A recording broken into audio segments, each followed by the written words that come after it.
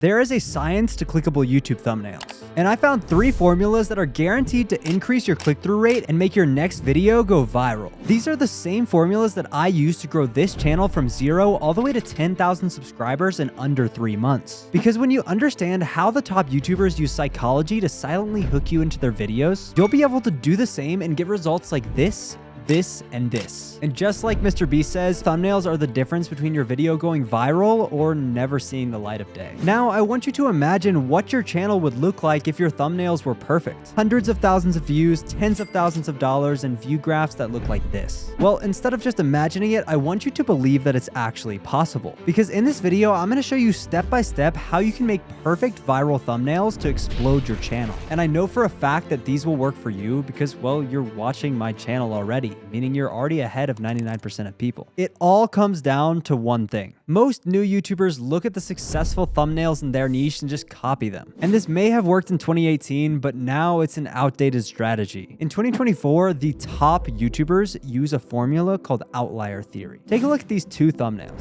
Eric used this thumbnail concept that went viral years ago and made it his own. Tyler Oliveira used this thumbnail concept and also made it his own. And Ryan Trahan did the exact same thing. They all used Outlier Theory. And I'm about to show you step by step how to do this in as little as 5 minutes. First, you search your keyword. For example, let's say we're making a video where we build a survival shelter. If we look up primitive survival shelter in the search bar and filter by views, we'll see a bunch of proven concepts that have gotten tens of millions of views. Eric did a video just like this and used the exact same thumbnail that was already proven to work. All he did was stick his face on it and get millions and millions of views. But there is another similar strategy that works even better, and only a small subsection of YouTubers are currently using it to get millions of views. It's called virality matching. To virality match, we do use Outlier Theory, but instead of using these concepts in the same niche, we take them from one niche and then transfer them to another. For example, I took this 2.3 million view video by Nathan Nazareth in the dropshipping niche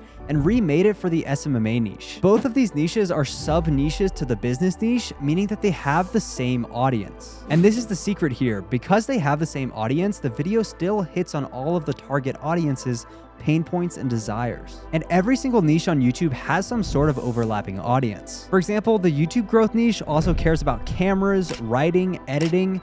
It's an overlapping audience. For example, in the sports niche, you could like basketball, baseball, football, but the point is that all of them have a similar interest in sports. So any thumbnail concept in the NBA can likely also work in the NFL or the MLB. These concepts are exactly the same, just applied across niches, and both did extremely well. The takeaway for you is look at proven thumbnail concepts in comparable niches and then take them and bring them into your own. If you do this, I can guarantee that your videos will start to see more views. But now that you know how to steal like an artist, you need to understand how to level up each thumbnail so that the viewers are forced to click. And there's one strategy that I've used on my own and my clients' channels to get millions and millions of views. And it leverages human psychology to open up an irresistible curiosity gap in the viewer's mind before they even watch the video. Curiosity gaps are simply unanswered questions, but it's your job to create these without asking a question. Let me explain. Let's go ahead and create a thumbnail for the video idea. I tried dropshipping on TikTok for 30 days. In this thumbnail, I'm gonna add my face and then me holding up a phone showing how much money I made. But wait, to widen the curiosity gap, we have to take it one step farther. To do this, what I did is I blurred out the revenue. That way, each potential viewer has the question,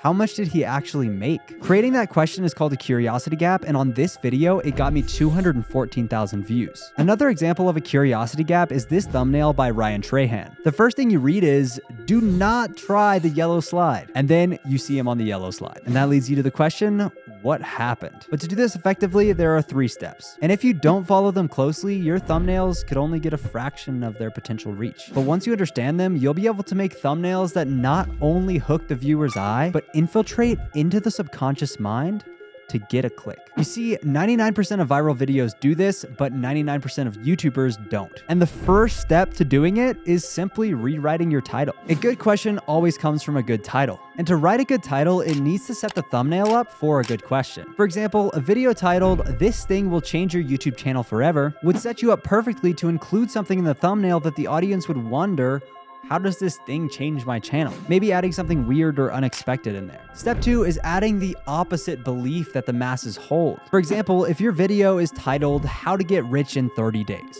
right? Super simple title. You can analyze the common belief that's held about that statement. Most people think that getting rich is very difficult. So if you take the opposite stance on that and say it isn't hard, that's going to break their beliefs and open up a question in their mind. Step 3 is adding an unexpected object. Look at this video by Leon Hendricks. The object in his hand is completely unexpected and leaves the viewer wondering, how did this dumb product make $1 million?